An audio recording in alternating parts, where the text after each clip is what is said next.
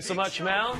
He's known to those in the wrestling world as Big Show, and now he's got his very own show on Netflix, where WWE star Paul White plays a fictionalized version of himself in The Big Show show. There he is. Thanks, Dad. The Big Show show is on Netflix. It's streaming now, and it's cute. So, do you know The Big Show? I don't know The Big Show. Okay. Yeah. He's a famous wrestler. It's a bit of a big deal. Literally a big deal. He's 7 feet, 380 pounds. He's a big guy. He's done anything and everything in the wrestling world, and we'll get to that in a quick second. But this show is kind of based on his real life. In real life, he has one daughter who lives with him, and now his new wife. He has an ex-wife, and that's who the daughter was with. And in this show, he has 3 daughters, one that comes to live with him from a former relationship as well. So I asked him about kind of how this mimics his real life and how close it is. Please welcome my dad! It's kind of loosely based on what you go through on a daily basis. It's a lot of it's poking fun at what being a WWE superstar is, how people interact with you, the hectic travel and schedule. I mean, for years, I was on the road 5 days a week for 25 years. Being home a lot now, you want to jump into the family. You want to be a part of everything. And I thought our writers did a great job of putting that together, how, I think they referred to me as like a big, clumsy puppy in a house full of bacon. So it's a good analogy. And he is. And if you look there, we're both kind of, we're framed up the same way. He's just... His chest is 65 inches. Like, it takes up the whole camera shot there. He also, in this scene right here is when he's going for career day for his daughter, his character's daughter there, JJ, in the show.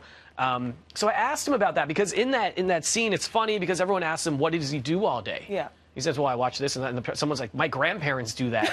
So he's kind of like, well, wait, what is my purpose? And so I asked him about that for athletes when their careers are done. How serious is that of a situation where you're like, what do I do now, right? And this was his response to that. It's a real thing for a lot of athletes or anyone that's lived a very high-paced life in entertainment.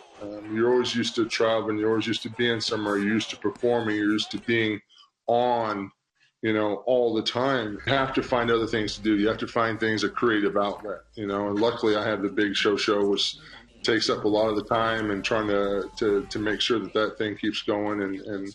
But you have to find a purpose. You have to learn that you've had your time. You have to let some things go. And sometimes it's tough. It really is tough. It's definitely tough. And you see there, he's been wrestling for well over 20 years. Most recently, he appeared at WrestleMania last month to take on the new champ, Drew McIntyre. He said it was more of a rite of passage for him. I feel like a lot of people go through that, especially right now with a lot of people staying home from work. Like, who are you outside of everything you do every single day, right? Right? Like, does your career define you? And that's the thing. And when you do something and you love it so much, what do you do after? Right? So it's a real situation. It's a real question. And, it's a lighthearted show, but they do touch on things like that with this series. You look at a guy like that. Yeah. Do you think he's scared of anything? No. Impossible. Okay, you told me he was scared of clowns. That is that's a good fear to have. An irrational fear of clowns. He said it's ridiculous. Like kids' parties or anything, it would be a problem. Like he's leaving. He also, who do you think he would be a big music fan of? Maybe Drake, Busta Rhymes. He looks like he listens to hip-hop.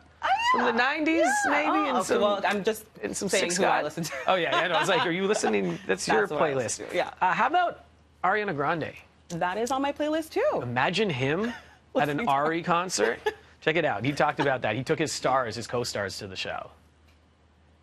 It was a really great experience for me because the girls had so much fun.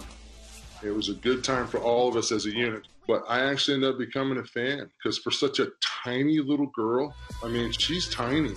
Her voice is huge. I mean, her voice is so huge. I was blown away by it. So, yeah, I ended up becoming a fan. I love that. You imagine, because they were like front row and stuff, you imagine this 7-footer just standing. I would be upset if I wasn't, because I know I'd be in the back. So I'd be like, how? I can't see. But that's amazing. Her voice is just as big as him. Yeah, pretty much. And he was so enamored with her and just kind of in awe of the sound that she can create with her voice and those lungs, right? So the Big Show is on Netflix. It's streaming now. It's cute. It's a good family show. It's fun. It's quirky. You got the characters. The littlest sister is hilarious. Okay. All kinds of sarcasm and stuff. So something to check out for the family. You need something to binge. So there it is. The Big Show. Yeah. Thanks so much, Steph. Of course. All right, we're coming back with more BT after this.